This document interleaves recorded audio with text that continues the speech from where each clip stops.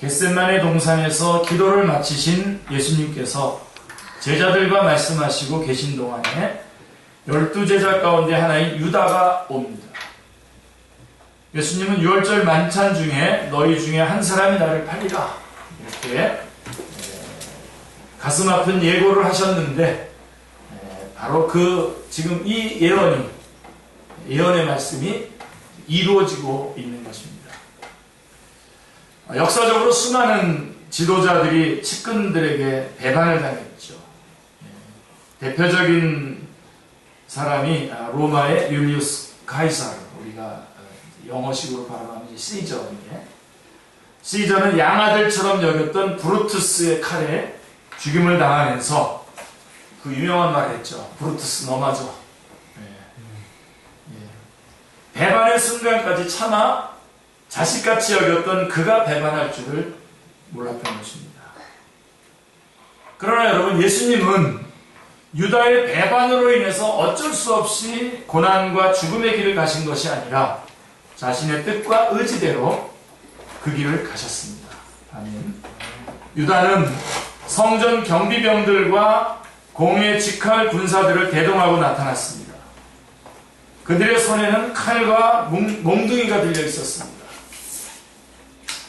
유다는 무리와 미리 짠 신호대로 예수님께 다가가서 라삐어 안녕하시옵니까? 안녕하시옵니까? 우리 개역개정 성경에 라삐어 안녕하시옵니까? 하고 인사하며 입을 맞추었습니다. 여러분, 이 입맞춤은 최고의 존경과 화해와 사랑의 표현입니다. 그런데 복음서 어디에도 제자들이 예수님께 입맞추었다는 기록은 없습니다. 제자들은 예수님께 사랑과 존경을 적극적으로 표현하지 않았던 것일까요? 그런데 지금 유다는 이 순간 그 어떤 제자들보다도 더 친밀한 몸짓으로 안녕하시옵니까? 문자적으로는 카이레라고 하는 말이거든요. 기뻐하세요 라고 하는 뜻입니다. 그런 기뻐하세요 그러면서 아주 친근한 인사말로 예수님께 다가와 입맞추었습니다. 그러나 그것은 이미 약속된 배반의 몸짓이었습니다. 배반의 몸짓과 인사였습니다. 유다는 마지막 순간까지도 자신의 마음을 숨기며 교활하게 행동했습니다. 끝까지 예수님을 속이고자 했습니다. 여러분, 가장 사랑하는 척하면서 배반하는 사람과 가장 사랑하지만 배반하는 사람이 있습니다. 어떤 차이가 있겠습니까? 엄청난 차이가 있죠. 엄청난 차이가 있습니다. 앞에 사람은 악한 사람입니다. 가장 사랑하는 척하면서 배반하는 사람이 악한 사람입니다. 하지만 뒤에 사람, 가장 사랑하지만 배반하는 사람, 약한 사람이죠. 예수님도 속이고자 하는 악한 사람은 결코 그 악에서 돌이킬 수 없지만, 약한 사람은 그 약함에서 돌이킬 수 있을 것입니다. 사랑하지만 배반했던 사람. 우리는 약한 사람도 되지 말아야 하겠지만 결코 악한 사람은 되지 말아야 합니다. 아멘입니까? 아멘. 우리가 악한 사람이 되지 않으려면 어떻게 해야 됩니까? 일단 예수님을 속이려고 하는 마음을 먹지 말아야 합니다. 제일 중요합니다. 마치 우리 하나님, 우리 주님도 인생인 것처럼, 우리가 속일 수 있는 것처럼 그렇게 추구해 나가는 사람들이 참 많습니다. 기독교라고 하는 이런 어떤 하나의 어떤 울타리 안에서도 이런 사기를 치거나 이런 사람들이 참 많이 늘어나고 있는 현대, 이 이름을 빌어서 자기 이익을 챙기는 사람들이 참 많아지고 있는 때입니다만, 자, 예수님을 속이려고 하는 마음을 먹지 말아야 되고요. 그래서 마음의 생각과 그 행동이 주님 앞에서 일치하도록 해야 합니다. 악한 사람이 되지 않으면 주님 앞에서만큼은, 정말 다른 사람 앞에서는 혹시 우리가 연약하기 때문에 그럴 수 있지만 주님 앞에서만큼은 우리의 마음에 깊은 생각을 있는 모습 그대로 내보여야 됩니다. 이런 기도를 우리는 토하는 기도라고 하는데요. 그대로 통해서 주님 앞에 보여야 합니다. 자, 왜냐하면 주님은 우리가 결코 속일 수 있는 분이 아니시기 때문입니다. 예수님은 가식적인 행동을 하는 유다에게 친구여 내가 무엇을 하려고 하는지 행하라 50절에 말씀하고 있습니다. 이 말씀은 내가 이것을 위해서 왔구나 라는 예수님의 탄식으로 볼 수 있습니다. 예수님은 자신이 겪을 고난보다 유다가 겪을 종말을 생각하며 마음 아파하셨습니다. 이게 우리 주님입니다. 본인의 고통이 아니라 그 제자인 유다가 겪을 그 어려움을 마음 아파하셨습니다. 예수님의 말씀이 끝나자 사람들이 와서 예수님을 붙잡았습니다. 그때 함께 있던 제자 중 한 사람이 칼을 뽑아서 대제사장의 종에게 휘둘러서 그의 귀를 잘랐다고 51절을 말씀하고 있습니다. 자, 이 요한복음에 이렇게 나와요. 요한복음에는 그 칼을 뽑은 제자가 베드로고, 그 다음에 그 칼에 귀를 잘린 사람은 말고입니다. 요한복음 18장 10절에 나와 있죠. 베드로가 어떻게 칼을 휘둘러 말고의 귀만 뵐 수 있었는지, 검술 실력이 뛰어난 것인지 아니면 실수한 것인지, 영원한 미스테리입니다만, 아마 주님께서 귀만 자르도록 하셨고 다시 붙여주셨죠, 주님께서. 중요한 것은 여기서 사도 마태가 다른 복음서에서는 없는 말씀을, 마태복음에는 두 가지의 예수님의 말씀을 전하고 있다는 것입니다. 이게 신학적으로 말하면 스페셜 마태라고 하는데, 그래서 마가복음을 보고, 마가복음이 원래 쓰여졌고 마가복음을 보고 마태와 누가가 이렇게 써서, 그래서 이 세 가지가 공간복음이라고 하고, 특별히 마태에게만 기록된 부분은 이제 스페셜 마태라고 이렇게 하는데, 자, 마태복음서에는 다른 복음서에는 없는 두 가지 예수님의 말씀을 전하고 있는데, 혹시 여러분 읽으면서 확인했었죠, 그죠? 자, 하나는 우리 안에 좀 과격하신 분들, 저부터 시작해서 저는 많이 꺾인 것 같더라고요. 약간 이 첫 번째 우리 주님의 말씀 뭐냐면, 칼을 가지는 자는 다 칼로 나옵니다 하는 말씀이고, 또 다른 하나는 뭐냐면 12군단 더 되는 천사에 관한 말씀, 52절과 53절에 나와 있는데, 우리가 이 두 말씀에 대해서 좀 더 생각해 보고자 합니다. 특별히 왜 이 말씀을 기록해 놓았는지. 첫째로, 칼을 가지는 자는 다 칼로 망하느니라. 자, 이 말씀을 우리 주님은 왜 이 아주 절박한 이 시간에 말씀하셨을까? 예수님은 칼을 도로 칼집에 꽂으라고 말씀하셨습니다. 왜 그러냐 하면, 칼을 쓰는 사람은 결국 칼로 죽을 것이기 때문입니다. 여러분, 주님 나라 갈 때까지, 주님 오셔서 우리를 주님 나라로 이끌어 갈 때까지 여러분 이 말씀 절대로 놓치지 마시기 바랍니다. 주님의 이름으로 부탁드립니다. 왜 그러냐 하면, 칼을 쓰는 사람은 결국 칼로 죽을 것입니다. 자, 예수님은 베드로가 칼로 망하기를 원치 않으셨습니다. 이 제자들을 남겨놓고 가야 되는데, 이 제자들이 복음을 칼로 전하면 어떡하겠습니까? 자, 그런데 이 뽑은 칼을 칼집에 도로 꽂는 모습은 영웅적이지 않죠. 베드로는 칼을 빼어 휘두름으로써 주님께 대한 사랑과 용기를 보이고 싶었을 것입니다. 내가 주님을 이렇게 지킨다. 그러나 예수님은 베드로에게 그런 모습을 원하지 않으셨습니다. 놓치지 마십시오. 여러분들이 생각할 때 주님 앞에 이것이 영광을 돌릴 그런 행동일 것 같지만, 주님은 그것을 원치 않는 그런 행동들이 얼마나 많은지 모릅니다. 그래서 여러분, 정말 여러분에게서 힘을 빼십시오. 정말 주님 앞에서 여러분, 정말 여러분의 그 힘을 빼십시오. 싱을 빼세요. 빼셔서 주님이 원하시는 것이 무엇인지를 늦더라도 차근차근히, 늦게 뒤따라가더라도 차근차근히 살펴보고 나가는 게 좋습니다. 우리 주님은 그 칼을 칼집에 넣으라고 말씀했습니다. 칼을 쓰는 것은 용감하게 보이지만 결국은 멸망입니다. 예수님의 제자들이 칼을 쓰다 망하면 예수님의 사역은 모두 헛것이 됩니다. 그러므로 제자들이 칼로 문제를 해결하는 것은 주님의 뜻이 아닙니다. 자, 여러분, 여기서 칼은 물리적인 힘뿐만이 아닙니다. 물리적인 힘만 말하는 것이 아니라 그 지위나 언어를 통한 모든 종류의 폭력도 포함된다고 말할 수 있습니다.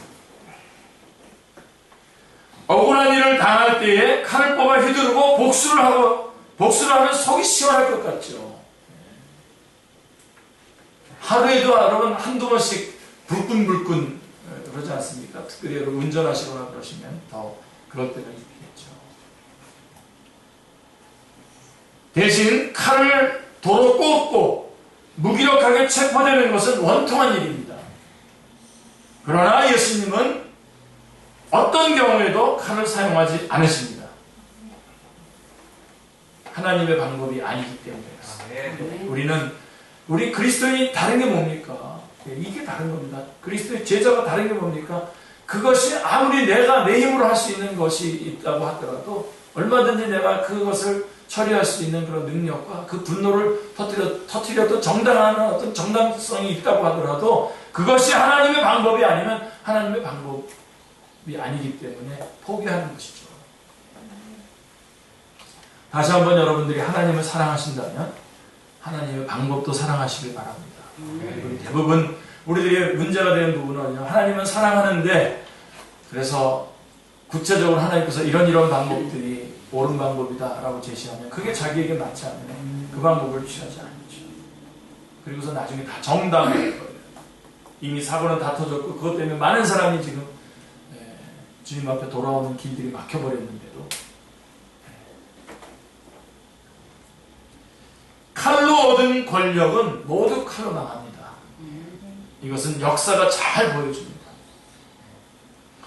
칼을 도로 꽂는 행동은 수치스럽게 보이지만 하나님의 뜻에 순종하는 예수님이 가신 길입니다. 네, 칼을 꽂으십시오. 네.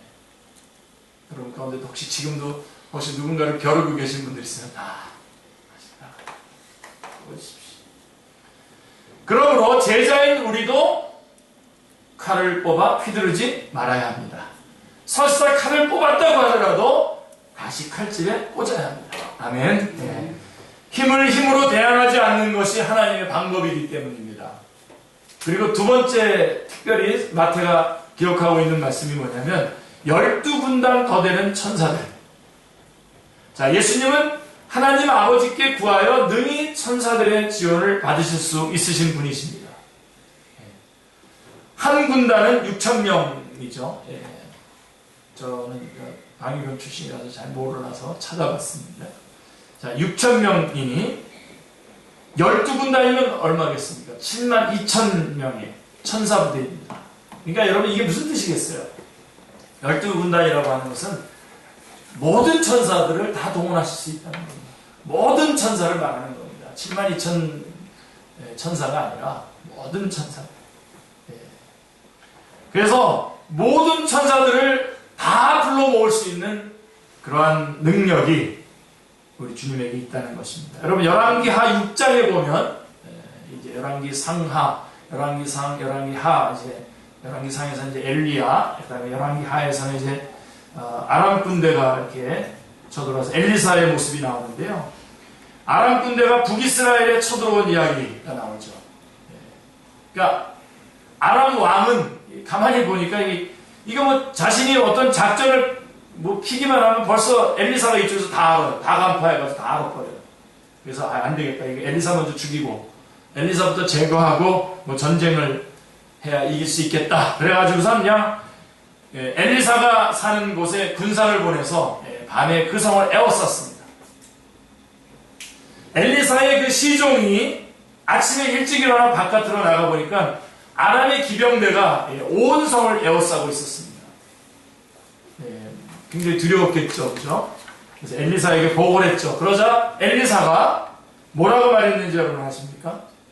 열왕기하 6장 16절에 보면 대답하되 두려워하지 말라. 우리와 함께한 자가 그들과 함께한 자보다 많으니라. 이렇게 말씀하고 있습니다. 그리고 나서 기도하죠. 시종의 눈을 열어주시도록 기도했고 여호와께서 시종의 눈을 열어주시니 온 산에 불말과 전차가 가득하여 엘리사를 에워싸고 보호하고 있는 모습이 보였습니다. 그들이 바로 천군의 천사의 군대였던 것입니다. 자, 선지자 엘리사가 천사 군대의 보호를 받을 수 있다면 하나님의 아들이신 예수님은 얼마나 더 천사의 군대에 의해서 보호를 잘 받을 수 있겠습니까? 하늘의 모든 천군 천사를 동원하실 수 있는 능력이 예수님에게는 있습니다. 예. 그러나 예수님은 그런 자신의 능력을 사용하지 않으셨습니다. 중요한 말씀입니다.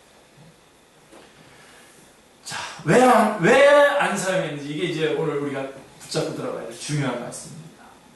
자, 예수님께서 자신의 이런 능력을 사용하지 않은 이유가 무엇이겠습니까?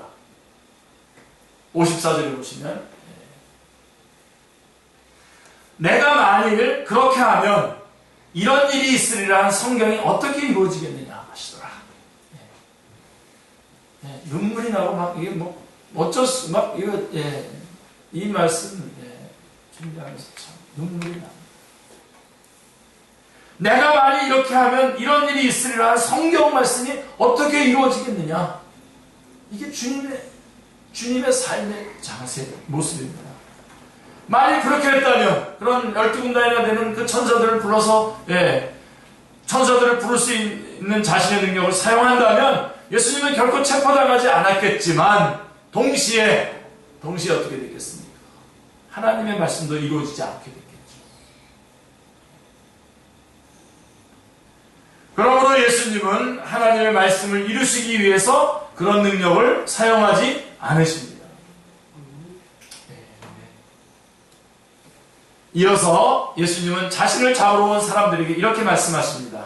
55절 56절에 보면 좀 중간에 너희가 강도를 잡는 것 같이 칼과 뭉치를 가지고 나를 잡으러 나왔느냐? 내가 날마다 성전에 앉아 가르쳤으되 너희가 나를 잡지 아니하였도다. 그러나 이렇게 된 것은 다 뭐라고요? 선지자들의 글을 이루려 함이라 하시더라. 그게 56절이면서 오늘 말씀의 요절입니다. 선지자들의 글을 이루려 합니다.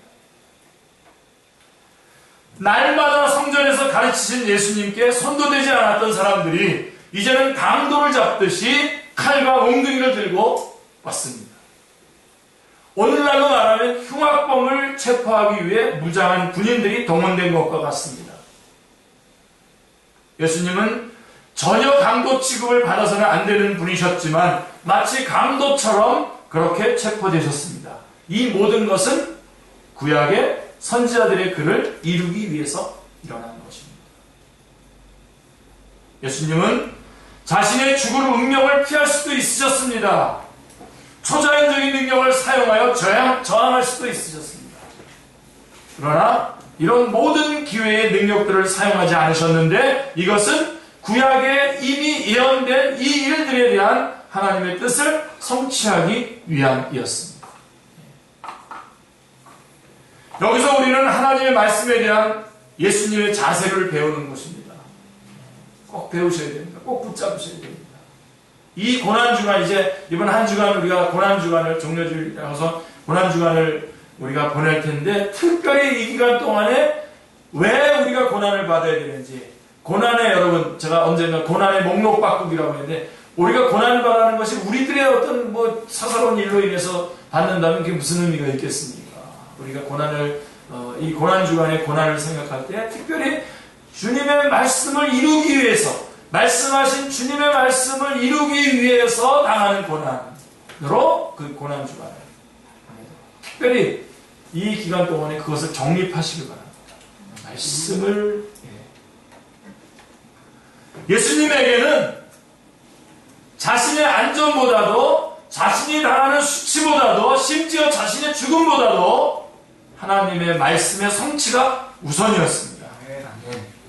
자신을 통해 하나님의 말씀이 이루어진다면 예수님은 그 어떤 일이라도 달게 받으십니다. 사탄은 이 예수님을 유혹할 때 이렇게 말했습니다.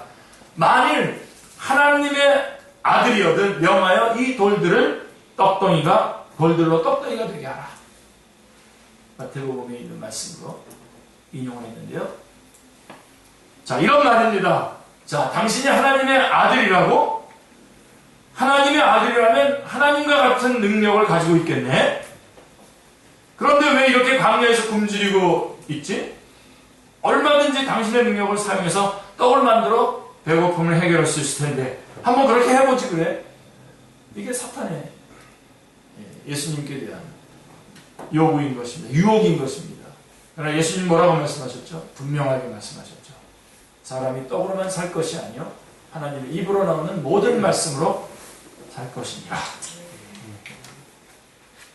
우리가 주님 오시는 날까지 붙잡아야 될 귀한 말씀입니다. 예수님은 자신의 절대 능력을 사용해서 자신의 배고픔을 해결하기보다 굶어 죽는 한이 있더라도 하나님의 말씀대로 살기를 선택하셨습니다. 아멘. 이렇게 시작된 예수님의 공생, 예수님 공생은 이렇게 시작된 거 아닙니까? 그죠? 광야에서 시험을 받으시고, 십자가를 앞에 둔 지금도, 지금 오늘 우리가 본문을 읽었던 이 십자가를 앞에 둔 지금도 그 변함이 없습니다. 변함이 없으신 주님의 모습을 보게 됩니다. 예수님은 자신의 절대 능력을 자기 보호나 자기 방어를 위해서 사용하지 않으시는데 그 결정적인 이유는 하나님의 말씀을 이루기 위해서입니다.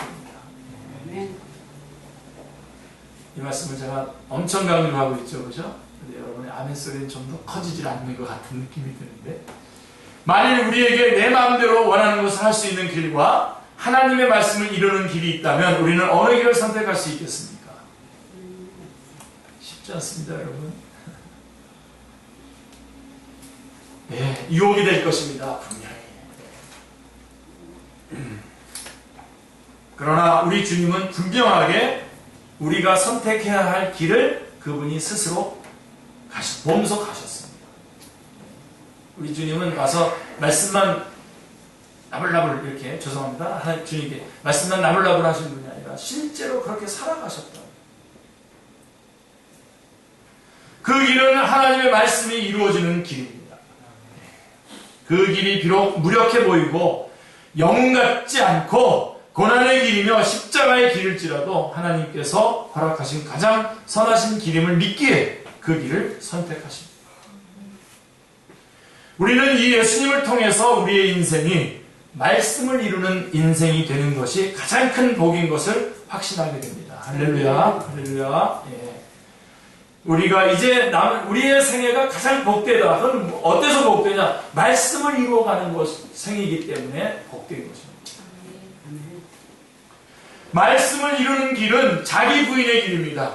자기의 십자가를 지르고 하는 길입니다.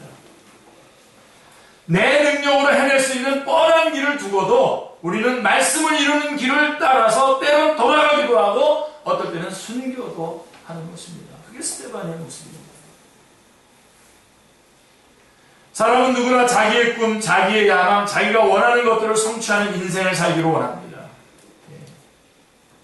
그러나 그것을 그대로 성취하는 사람이 많지 않기 때문에 인생은 재미가 없다고 생각합니다.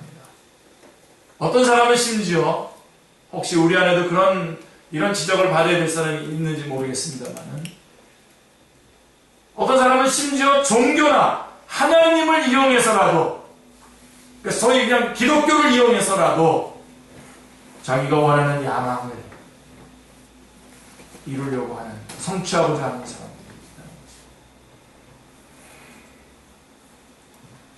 그러나 예수님은 우리의 인생이 그런 것들을 성취하기 위해 주어진 것이 아니라 하나님의 말씀을 이루기 위해서 주어진 것임을 분명하게 가르쳐 주셨고 몸소 그렇게 사셨습니다.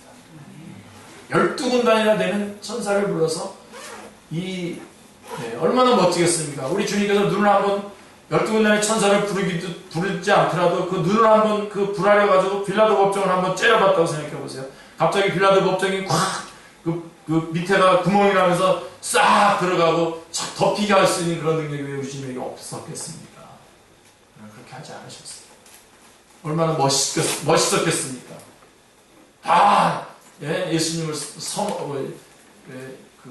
외치면서 그랬겠죠.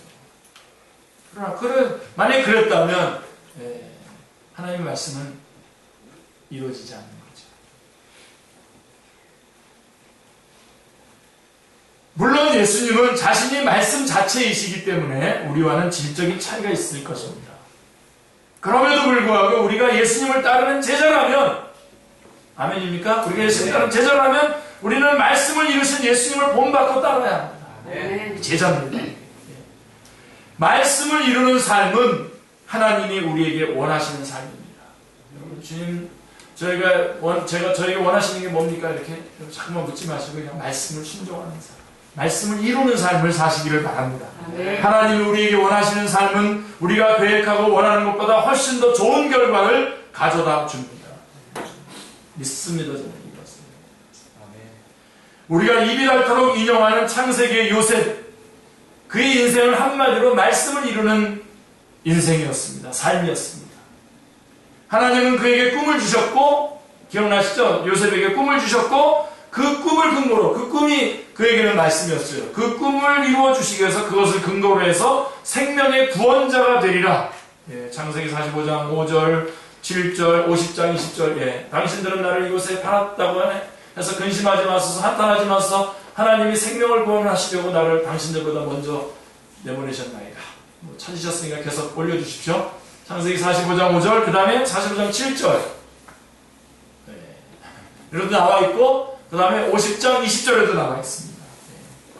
다 그에게 하나님 꿈을 주셨고 그것을 근거로 해서 생명의 구원자가 되리라 하고 하는 그런 말씀이 그의 인생에 이루어지게 하셨습니다. 하나님의 말씀이 이루어진 요셉의 삶이 얼마나 여러분 풍요롭고 아름다운 삶이었습니다. 여러분 기억나시죠? 요셉의 하나님께서 모든 사람의 생명을 구원하시는 일로 요셉이 쓰임을 받습니다. 우리는 이렇게 생각할 수 있습니다. 말씀을 이루는 삶은 예수님이나 위대한 하나님의 종들에게나 해당되는 것이지 나 같은 사람에게는 당치도 않은 것이야. 위대한 하나님의 종이 누굽니까? 물어보고 싶습니다만, 여러분 제가 우리 여기 한 명 한 명을 볼 때, 한 사람 한 사람을 볼 때, 저는 그 위대한 사람보다 저는 더 위대하게 보이는데 여러분들이 그런 사람들만 할 수 있는 그런 일이 아닙니다. 그렇지 않습니다. 예수님을 따르는 모든 제자의 삶은 하나님의 말씀을 이루는 삶이 될 수 있습니다. 우리는 하나님의 말씀이 내 인생 가운데 성취되고 이루어지는 삶이 되도록 간절히 소원하고 바라야 합니다. 이럴 때 또 아주 낮은 자존감으로 쑥 빠지는 사람들 없길 바랍니다.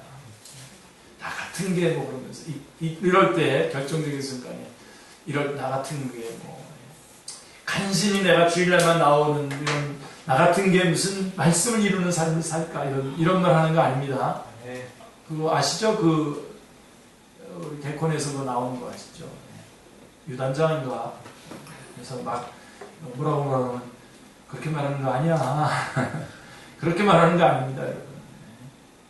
그렇게 말하는 거 아닙니다. 바로 여러분이 우리 윤선이도 여기 우리 대학교에 이렇게 올라와서 지금 윤선이 하나, 그러니까 이 온 세상을 다 말씀을 이루는 삶을 살아갈 때 엄청난 생명 역사가 일어나는 겁니다. 아멘입니까? 그렇죠. 결코 여러분 우리 축제교회 여러분 한 사람 한 사람 나는 아니야, 나 같은 사람 아니야, 이거는 절대로 아닙니다.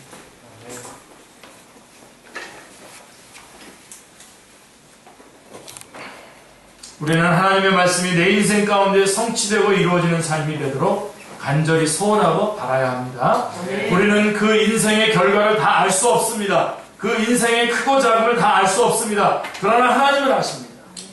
우리가 소원하고 기도하며 우리 주님처럼 말씀을 이루는 길을 선택하고 갈 때마다 하나님은 우리의 인생을 통해 자신의 말씀을 성취하는 귀한 역사를 이루실 것입니다. 자, 개인적으로 저 개인적으로 여러분들도 제가 이번 주에 올 때 여러분들이 붙잡는 말씀들을 하나 가지고 오라고 이렇게 말하고 싶었었는데 제가 조금은 좀 멈멈거리다가 이제 주일날이 돼버렸어요. 자, 저는 개인적으로는 빌립보서 1장 20절, 21절의 말씀을 이루는 삶을 살기를 기도합니다. 살든지 죽든지 내 몸에서 그리스도가 존귀되기를 원하라. 이는 내가 사는 것이 그리스도니 죽는 것도 이익하다라고 하는 이 말씀을 이루는 삶을 살기를 원합니다. 또 갈라디아서 2장 20절 아시죠? 이제는 내가 사는 것이 아니라 내 안에서 그리스도께서 사시는 것이다 하는 그 말씀. 그 다음에 누가복음 6장 20절부터 26절에 가난한 자는 복이 있나니 천국이 저일 것이며 라고 하는 그 사복사화의 그 제자도의 핵심의 말씀을 이루는 삶을 살기를 기도합니다. 그리고 목회자로서 지금 제 말을 하는 게 아니라 저는 이 말씀들을 이루면서 살 건데 여러분들은 특별히 어떤 말씀을 붙잡고 있는지 한번 정리를 한번 해보시길 바랍니다. 그리고 목회자로서는 베드로전서 5장 2절로 4절과 데살로니가전서 2장 3절로 9절 내가 복음을 전할 때에 복음으로만 아니라 나의 목숨까지도 주기를 아까워하지 않았다라고 하는 그 말씀과 사도행전 20장 19절로 24절 말씀에 하나님의 말씀을 이루려 하면 나의 생명을 조금 더 귀한 것으로 여기지 않는다라고 하는 그런 말씀들을 이루어지는 삶이 되기를 저는 소망하고 있습니다. 그리고 사무엘이 말한 것처럼 백성들을 위해서 기도하는 것을 쉬는 죄를 범하지 않겠다라고 하는 그러한 말씀들을 이루는 삶을 살기를 원합니다. 구체적으로 여러분들의 삶 속에서 귀중한 것 붙잡으시기 바랍니다. 말씀을 먼저 붙잡으십시오. 제가 요새 제자되기 원합니다라고 한 60번까지 60여 번까지 지금 나왔는데 특별히 그 제자되기 원합니다라고 하는 그 말씀들을 여러분들 붙잡고 나가시기 바랍니다. 특별히 복의 근원이 될지라 이런 말씀들 이루기를 원합니다. 그래서 우리가 구속사의 그 바톤을 이어받아서 그 구속사를 이루어 나가는 여러분들 다 되시길 바라고 저가 그것이 되기를 원합니다. 사람 닦는 어부가 되리라 라고 하는 말씀이 성취되는 인생을 살기를 원합니다. 먼저 그의 나라와 그의 의를 구하라고 하는 말씀이 성취되기를 기도합니다. 우리 각자에게 주신 말씀들이 우리의 삶을 통해서 이루어지도록 우리가 예수님처럼 말씀을 중심으로 선택하는 삶을 살 수 있기를 기도합니다. 그리고 그 길이 고난의 길일지라도 예수님처럼 담대하게 그 길을 갈 수 있는 용기를 주시기를 기도합니다. 잡히신 예수님은 곧장 대제사장 가야바에게로 끌려가셨습니다. 거기에는 이미 서기관과 장로들이 모여 있었습니다. 57절에 밤에는 공회를 열 수 없었지만 그들은 예수님을 죽이기 위해서 불법적인 방법으로 공회를 소집했습니다. 여기에서 저자 마태는 예수님을 멀찍이 따르는 베드로의 이야기를 집어넣었습니다. 예수님이 시련과 죽음의 길에 접어든 상황에서 그분을 죽기까지 따르겠다고 단언했던 베드로는 어떤 길을 갔습니까?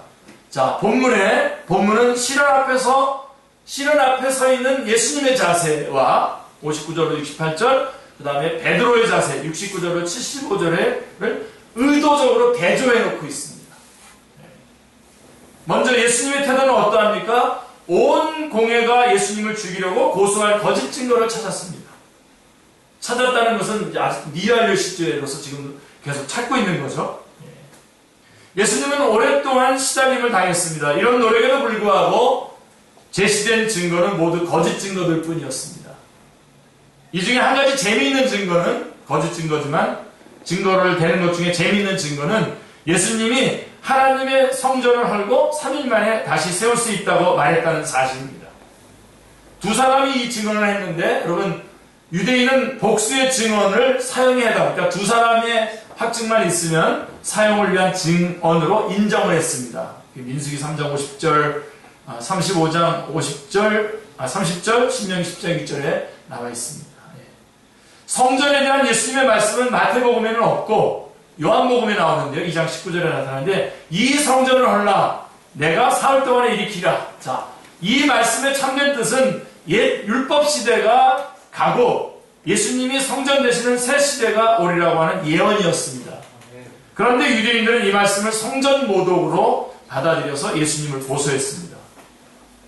자, 여러분, 예수님은요, 참 재밌는데요. 여기 62절, 63절에 보시면, 예수님은 다양한 거짓 증언에 대해서 시종 침묵하셨습니다. 이거는 안 그랬다고, 이렇게 말하면은, 재판에 예수님께 유리할 텐데 침묵하셨어요. 그래서 예수님은 이 거짓 증언에는 침묵하셨지만 자신의 정체성을 묻는 대제사장에게는 분명히 대답해요. 이거는 말하면 불리합니다. 말하면 불리한데 이것은 또 대답하셨어요. 자신의 정체성에 대한 질문에 대해서는 내가 하나님의 아들 그리스도인지 우리에게 말하라 그랬더니 예수님께서 내가 말하느니라 그러나 내가 너희에게 이르노니 이후에 인자가 권능의 우편에 앉아있는 것과 하늘 구름을 타고 오는 것을 너희가 보리라. 이거는 이 증언을 하면은 오히려 불리한데도 불구하고 이 증언을 하셔요. 그리고 아까는 그것은 증언을 하면 유리한데도 안 하시고요. 자, 지금은 신문 받는 자리에 서 있지만 예수님은 장차 하나님의 영광의 오른편에 앉게 될 것이며 세상을 통치하기 위해서 영광의 모습으로 다시 오실 것입니다. 예수님은 다른 불리한 질문에 변호하지 않고 침묵하시면서 신성모독으로 몰릴 수 있는 이 불리한 질문에는 침묵하지 않고 분명히 대답하셨습니다. 이 대답은 결국 어떤 판결을 가져왔습니까? 예수님은 이 대답으로 인해서 사형에 해당되는 신성모독죄로 정죄를 당하셨고 65절 66절 사람들에게 침뱉음과 모욕과 폭행을 당하셨습니다. 67절 68절의 말씀입니다. 원래 대제사장이 자기 옷을 찢는 것은 금지되어 있습니다. 그러기 21장 10절에 보면 그만큼 그런데 그 제사장이 이 옷을 찢었다라고 하는 것은 그만큼 예수님이 자신을 그리스도라고 밝힌 것을 심각한 죄로 여긴 것입니다. 브레스파미라고 해가지고 신성모독으로 여겼던 것입니다. 그들은 예수님의 얼굴에 침 뱉고 주먹으로 때리고 손바닥으로 쳤습니다. 그러면서 어떻게 했는지 아십니까? 누가 때렸는지 맞춰보라고. 우리 그런 게임 하잖아요. 이렇게 뒤에다 돌아놓고 여러 명이 같이 이렇게 탁 찍고 다 같이 이렇게 찍은 것처럼 이렇게 손가락을 다 이렇게 하고 있고 누가 맞췄는지 보라고. 그런 게임을 예수님에게 지금 하고 있는 겁니다. 조롱을 하고 있는 거죠. 예수님을 조롱하고 있는 것입니다. 네가 하나님이라며 모르는 것이 없다며 그런 거죠. 그들은 신성모독자에게 이런 모욕과 조롱과 폭행이 당연하다고 생각했을 것입니다. 이런 조롱을 당해도 된다고 생각했을 것입니다. 그러나 이 상황을 통해서도 우리 주님의 말씀은 이루어지고 있는 거죠. 이사야서 50장 6절의 말씀이 성취되었습니다. 나를 때리는 자들에게 내 등을 맡기며 나의 수염을 뽑는 자에게 나의 뺨을 맡기며 모욕과 침뱉음을 당하여도 내 얼굴을 가리지 아니하였느니라. 예수님은 악인들에게 그릇된 대우를 받으실 때도 도살장에 끌려가는 양처럼 묵묵히 견디셨습니다. 자, 그래서 이제 본문은 그 장면이 어디로 가냐면 베드로에게로 바뀝니다. 베드로에게로 바뀝니다. 베드로의 모습은 예수님과 너무나 대조적입니다. 베드로는 여종들과 구경꾼들 앞에서 예수님을 거듭거듭 부인합니다. 거듭거듭 부인하는 충격적인 모습을 보입니다. 특히 그는 그의 부인은 그가 예수님을 부인하는 그 부인은 매번 강도를 더해갑니다. 70절에 보면요. 단순히 부인합니다. 모른다고. 단순히 부인하는데 72절에 가면 맹세하고 부인합니다. 내가 저 사람을 내가 알면 내가 승을 간다. 뭐 이런 식으로 이제 맹세하면서. 그 다음에 74절에 가보면요. 저주하며 맹세하여 부인하였다고 했습니다. 저주하며. 내가 저런 떠오르는 사람을 안단 말이에요. 그걸 내가 승을 갑니다. 그러면서 이렇게 한 거예요. 얼마나 위급해서, 얼마나 그 상황이 궁급했으면 그렇게 말했겠습니까? 모르겠다. 그냥 부인했는데 그 다음에 맹세하고 부인하고 저주하면서 부인합니다. 예수님 앞에서 그렇게 당당했던 베드로가 힘없는 여종과 사람들 앞에서 예수님을 부인한 것은 충격적입니다.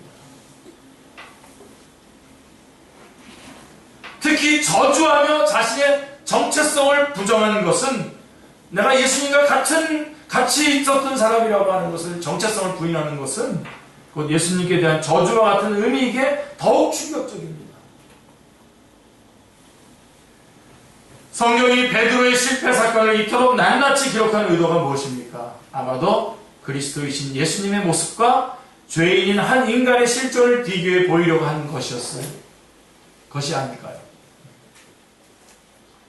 수제자요, 초대교회 지도자인 베드로의 이 처절한 실패는 인간은 아무리 훌륭해도 두려움 앞에 심히 약한 존재요, 주님의 은혜가 아니면 진리 위에 담대하게 설 수 없는 존재임을 나타내줍니다. 인간의 자력으로는 구원이 불가능하다는 것을 분명하게 다시 한번 말씀해주고 있는 것입니다. 닭이 울었을 때 베드로는 예수님 말씀을 기억하고 나가서 심하게 울었습니다. 아까 말했던 악한 사람이 아니라 약한 사람이었겠죠. 그죠? 그는 제자로서 돌이킬 수 없이 부끄러운 죄를 범했지만 실패의 날 예수님 말씀을 기억했고 눈물로 회개했습니다. 이것은 후에 양심의 가책을 이기지 못해 목을 매서 자살한 유다와 대조가 됩니다. 예수님은 유다의 배반을 알고 계셨듯이 베드로의 실패 또한 알고 계셨습니다. 사랑하는 성도님들, 우리의 연약함 또한 주님의 눈앞에 가려지지 않습니다. 우리 연약합니다. 우리의 연약한 것을 예수님은 다 보시고 알고 계십니다. 아멘이죠? 이거를 여러분 인정하세요. 그렇지만 우리는 우리 자신의 약함을 잘 모릅니다. 그래서 내가 실패할 수 있다는 것을 인정하고 겸손히 기도하는 삶을 살지 않습니다. 여러분, 정말 그런 모습을 보고 싶습니다. 우리 교회 축제교회 성도들에게서는 내가 실패할 수 있다는 사람인 줄 알고 겸손하게 주님 앞에 무릎 꿇는 그런 모습이죠. 해내고 구호 외치고 하고 막 뮤지션하고 이렇게 하는 거 볼 때 저는 마음이 왜 그런지 모르지만 제 마음은 굉장히 정말 다시 두려움 가운데 그 사람과 그런 사람을 위해서 기도하게 됩니다. 그러지 마시고, 아닙니다. 제가 정말 제가 할 수 있는 게 아니군요. 나는 아무것도 아니군요. 내가 이렇게 약한 존재인 줄 난 몰랐습니다. 하고 주님 앞에 다시 내가 실패할 수 있다는 것을 인정하고 겸손히 기도하는 삶을 살지 않습니다. 많은 기도 제목들은 오고 가고 난무하는데 실제로 무릎을 꿇고 기도하는 사람들이 얼마나 있는가. 특별히 다른 기도 제목 말고요. 자기 자신이 얼마나 연약한 존재인지, 그리고 주님께서 얼마나 내 안에서 항상 계셔야만 그나마 괜찮은 사람이 될 수 있는지를 주님 앞에서 생짜로, 여러분, 생짜로 기도하고 겸손하게 기도하는 시간을 가지셔야 됩니다. 여러분, 다 압니다. 기도하지 않고 움직이는 거하고요, 기도하고 움직이는 사람의 그 모습을 보면 그 소리만, 움직이는 소리만 들어도 알 수 있습니다. 겸손하게 인정하시고, 나는 약한 사람이다.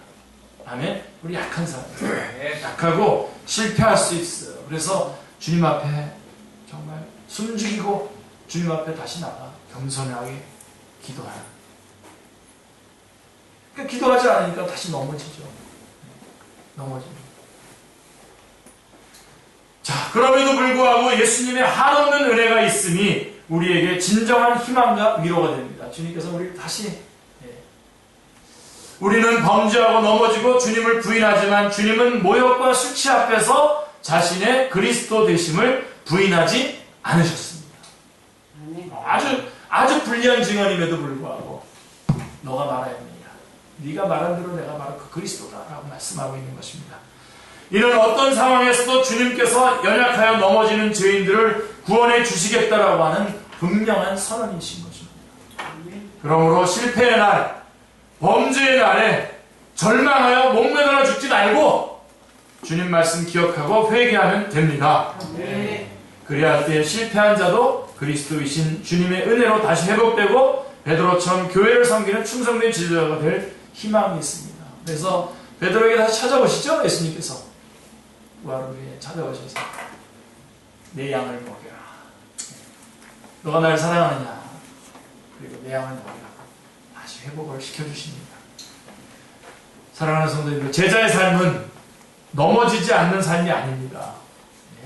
넘어질 때 주님의 은혜를 붙잡고 다시 일어나 회복하는 삶입니다. 이를 통해서 예수님이 가신 것처럼 후에 회개한 사도 베드로가 가신 것처럼 우리도 말씀을 이루는 삶, 말씀이 우리 인생 가운데 이루어지는 삶을 살 수 있을 것입니다. 네. 기도하겠습니다.